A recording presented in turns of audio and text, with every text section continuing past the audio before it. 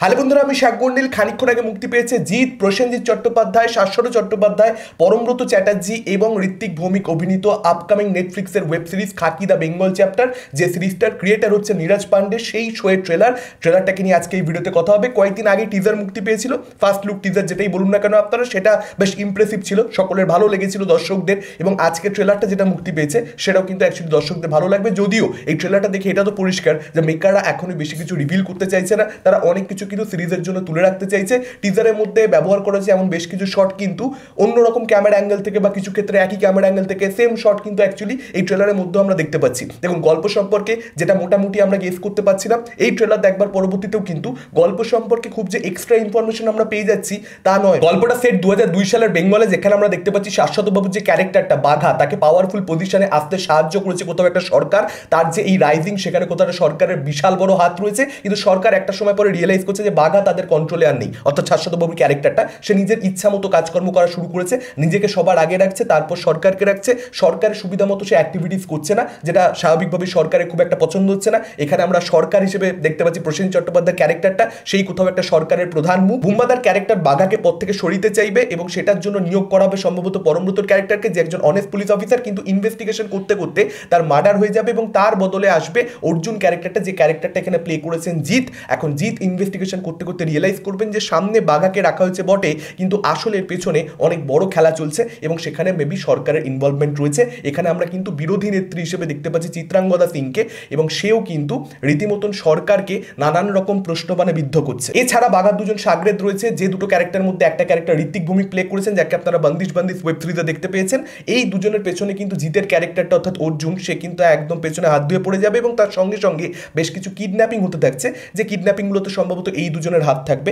বাঘা সম্ভবত এই দুজনকে দিয়ে সেই কাজকর্মগুলো করায়, কিন্তু সেগুলো প্রত্যেকটি আনসলভ থেকে গেছে, পুলিশ সেগুলোর কোনো সুরাহা করতে পারেনি এবং সেই কেসটাও কিন্তু কোথাও একটা প্যারালালি এখানে জিতের ক্যারেক্টারটা ডিল করবে এবং সব কিছু গিয়ে একটাই পয়েন্টে গিয়ে কানেক্টেড হবে এবং বুম্বাদার ক্যারেক্টারের উপরে একটা লাইফ থ্রেট তৈরি হবে। সেখান থেকে জিতের ক্যারেক্টার কি তাকে সেভ করতে হবে কোথাও একটা, এই যে পুরো ক্রিমিনাল ওয়ার্ল্ডটা, এই যে পুরো র্যাকেটটা, সেটাকে এন্ড করতে হবে। এই পুরো জার্নিটাকে নিয়েই খাকি দ্য বেঙ্গল চ্যাপ্টার হতে চলেছে।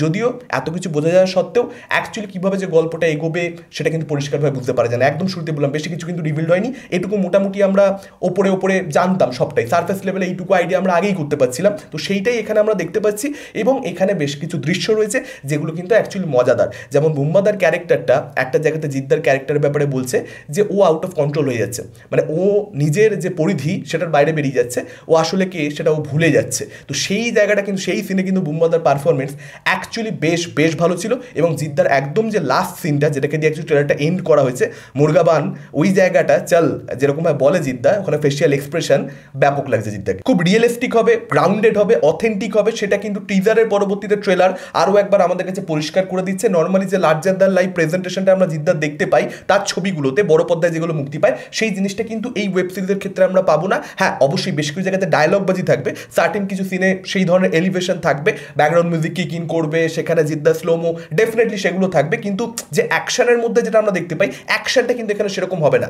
একদম এটা পরিষ্কার হয়ে যাচ্ছে। এখানে যে কটা আপনারা অ্যাকশন দৃশ্য দেখতে পাচ্ছেন সেগুলো কিন্তু খুবই অথেন্টিক, মানে সেখানে কিন্তু একদম রিয়েল গান ফাইট যেরকম হয় সেটাই কিন্তু এখানে মেনটেন করবার চেষ্টা করা হয়েছে, যেটা অবশ্যই নেটফ্লিক্সের একটা সিরিজে আপনি সেটাই অ্যাকচুয়ালি আশা করবেন, সেটাই এখানে ডেলিভার করা হয়েছে। এছাড়া শ্রুতি, যাকে আপনারা এক্সিকুয়েলস টু প্রেমে দেখেছেন, কিংবা সুভাষিস বাবু, তাদেরকেও কিন্তু আপনারা এক ঝলক এই ট্রেলারের মধ্যে দেখতে পাবেন। ইনফ্যাক্ট সুভাষিস বাবুর যে পার্টিকুলার সিনটা, ওই একটা সিনে কিন্তু সুভাষিস বাবু অভিনেতা হিসেবে কতটা ভালো সেটার প্রমাণ দিচ্ছেন। মানে এখানে বাংলাতে বর্তমানে প্রচুর ছবি হয়, সেখানে তিনি প্রচুর ভালো ভালো রোলস পান, সেরকম নয়।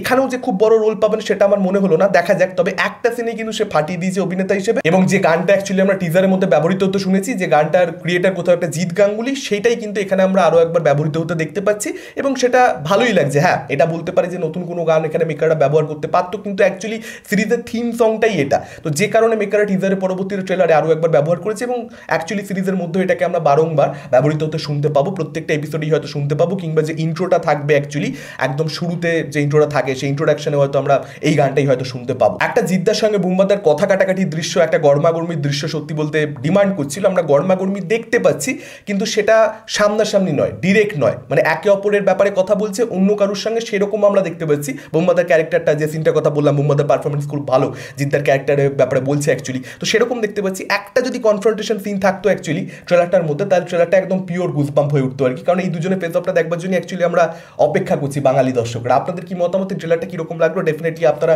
সেটা আমাদের কমেন্ট করে জানাতে পারেন। এই ভিডিওটা ভালো লাগলে লাইক করতে পারেন, শেয়ার করতে পারেন, আমাদের চ্যানেল নতুন হলে চ্যানেলটাকে অবশ্যই সাবস্ক্রাইব করতে পারেন। আজকের মতন টাটা, চোখ রাখুন পরবর্তী ভিডিওতে।